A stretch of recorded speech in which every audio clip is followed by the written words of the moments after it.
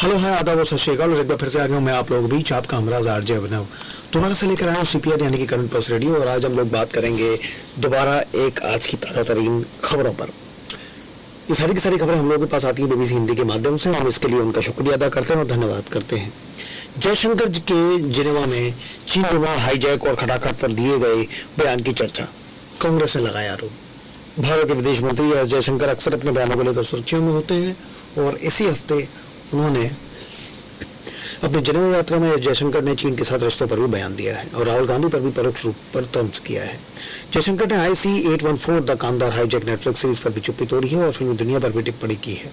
इस दौरे में चीन पर दिए गए उनके बयान पर कांग्रेस अध्यक्ष मल्लिकार्जुन खड़गे ने तीखी प्रतिक्रिया दी है। स्विट्जरलैंड की जिनेवा में एक कार्यक्रम में एस जयशंकर ने चीन और भारत के रिश्तों के बारे में कहा। भारत चीन की सेना के बीच 75% मिलिट्री डिसएंगेजमेंट का काम पूरा हो चुका है। उनका कहना था कि गतिरोध के पॉइंट से सेनाएं पीछे लौट आती हैं और तो शांति बनी रहती है। तो भारत चीन रिश्तों को सामान्य करने की दूसरी संभावनाओं को भी देख सकते हैं। चीन ने क्या कहा है? चीन के विदेश मंत्रालय ने जयशंकर के बयान के बाद कहा है कि भारत और चीन के बीच सीमा पर हालात आमतौर पर स्थिर और नियंत्रण में है। चीनी विदेश मंत्रालय की प्रवक्ता माओ निंग ने एक प्रेस कॉन्फ्रेंस में एक सवाल के जवाब में कहा है 12 सितंबर को चीनी विदेश मंत्री वांग यी ने सेंट पीटर्सबर्ग में भारत के राष्ट्रीय सुरक्षा सलाहकार अजीत डोभाल से मुलाकात की। दोनों पक्षों ने सीमा से जुड़े मुद्दों पर हाल ही में हुई बातचीत में हुई प्रगति पर चर्चा की थी। चीनी विदेश मंत्रालय की प्रवक्ता के मुताबिक दोनों देशों के नेताओं ने आम सहमति को आपसी समझ और विश्वास को बढ़ाने, द्विपक्षीय संबंधों के लिए बेहतर माहौल बनाने और इस दिशा में संवाद बनाए रखने की सहमति जताई है।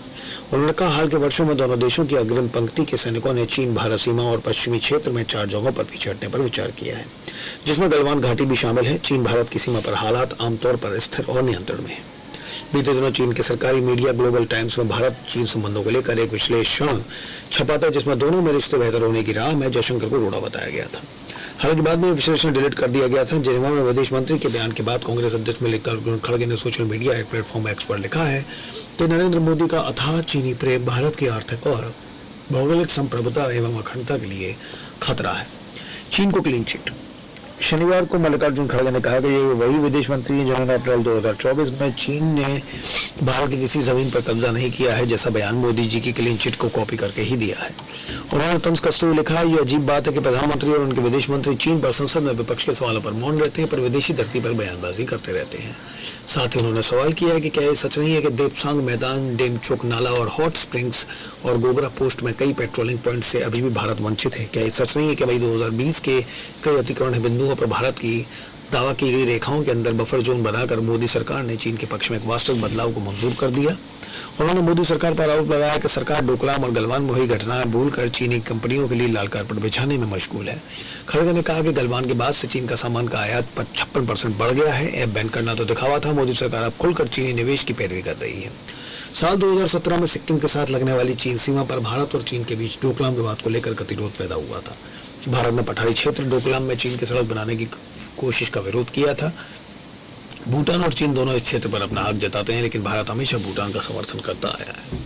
जबकि 15 जून 2020 को गलवान घाटी में भारत और चीन के सैनिकों के बीच हिंसक झड़प हुई थी।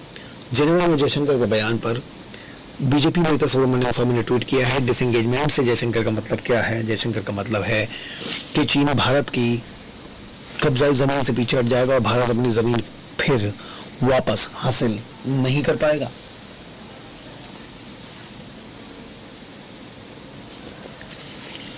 आगे अगर आने वाली खबर को देखें तो फिल्म वाले सरकार को अच्छा नहीं दिखाते। 12 सितंबर को जिनेवा में जयशंकर चीन पर बोल रहे थे। उसी दिन अजीत डोभाल ने रूस के सेंट पीटर्सबर्ग में चीनी विदेश मंत्री वांग यी से मुलाकात की। डोभाल और वांग यी की मुलाकात अहम बताई जा रही है। इस दौरान LAC पर मिलिट्री डिसएंगेजमेंट के बारे में भी बात हुई। कुछ दिन पहले ही वियतनाम में जयशंकर और वांग यी की भी मुलाकात हुई थी। विदेश मंत्री एस जयशंकर ने शुक्रवार को OTT प्लेटफॉर्म की हालिया series IC-814 the Kandahar hijack को लेकर उठे विवाद पर भी बयान दिया है।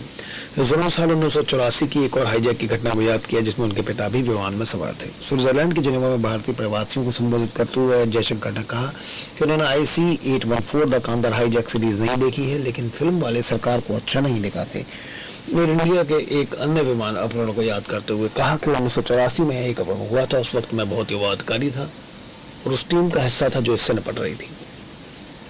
एस जयशंकर के मुताबिक उस वक्त उनकी पत्नी भी काम करती थी, इसलिए बेटे को खाना खिलाने के लिए उन्हें घर जाना होता था। जयशंकर ने कहा कि मैंने अपनी मां को फोन करके बताया कि मैं नहीं आ सकता क्योंकि एक विमान में प्राण हो गया है। तभी मुझे पता चला कि मेरे पिता विमान में थे। उस वक्त उस विमान को खालिस्तान समर्थक कुछ युवाओं ने हाईजैक कर लिया था। हालांकि बाद में उन्होंने आत्मसमर्पण कर दिया था। जिंदगी खटाखट नहीं। जिन्होंने भारतीय समुदाय के सामने एस जयशंकर ने लोकसभा विपक्ष के नेता और कांग्रेस सांसद राहुल गांधी के खटाखट वाले बयान पर भी तंज किया। विदेश मंत्री एस जयशंकर ने विपक्ष के नेता राहुल गांधी पर निशाना साधते हुए कहा कि जिंदगी खटाखट कोई आसान काम नहीं है, इसके लिए कड़ी मेहनत और लगन की जरूरत होती है। राहुल गांधी ने लोकसभा चुनाव के दौरान कई बार खटाखट शब्दों का इस्तेमाल किया था। राहुल गांधी किसी काम को जल्द निपटाने के लिए इन शब्दों का इस्तेमाल करते रहे हैं। जयशंकर ने कहा, जब तक आप बुनियादी ढांचे और मानव संसाधन तैयार नहीं करते हैं, उन नीतियों को लागू नहीं करते हैं, तब तक ये मुश्किल काम है। जीवन खटाखट नहीं है, ये कड़ी मेहनत और परिश्रम है। कमाल का जवाब दिया। एस जयशंकर के बयान से अक्सर इस तरह की राजनीतिक बहस पैदा होती है। विदेशी मंचों पर भारत की विदेश नीति से जुड़ा सवाल हो या पीएम नरेंद्र मोदी के रूसी राष्ट्रपति व्लादिमीर पुतिन को गले लगाने का सवाल, जयशंकर के दिए जवाब खबरों और सोशल मीडिया पर चर्चा में आ जाते हैं। जेनेवा यात्रा के दौरान विदेश मंत्री एस जयशंकर ने कहा कि अलग अलग मंचों पर कई तरह के बयान दिए गए हैं। जयशंकर ने 12 सितंबर को स्विट्जरलैंड के जेनेवा में global centre for security policy कार्यक्रम में शामिल हुए थे। इससे उनसे ब्राजील, रूस, इंडिया, चीन और साउथ अफ्रीका की अगुवाई वाले समूह ब्रिक्स की जरूरत पर सवाल पूछा गया। जयशंकर से पूछा गया कि ब्रिक्स क्लब क्यों बना है और इसके विस्तार पर आप क्या सोचते हैं। जयशंकर ने जवाब दिया, ईमानदारी से कहूं तो ब्रिक्स क्लब इसलिए बना क्योंकि G7 नाम का एक क्लब पहले से था। आप उस क्लब में किसी को घुसने नहीं देते थे, तो हमने कहा कि हम अपना क्लब खुद बनाएंगे। जयशंकर ने कहा कि एक दिलचस्प समूह है। दूसरे समूह भौगोलिक या मजबूत आर्थिक कारणों से जुड़े होते हैं, मगर ब्रिक्स में रूस, चीन, ब्राजील, भारत, साउथ अफ्रीका जैसे देश हैं। जो इन देशों में कॉमन ये था कि बड़े देश वैश्विक व्यवस्था में ऊपर उठ रहे हैं। ब्रिक्स पर उठते सवालों के बीच जयशंकर से पूछा गया कि G7 के साथ C20 भी तो मौजूद है, ऐसे में ब्रिक्स की क्या जरूरत है।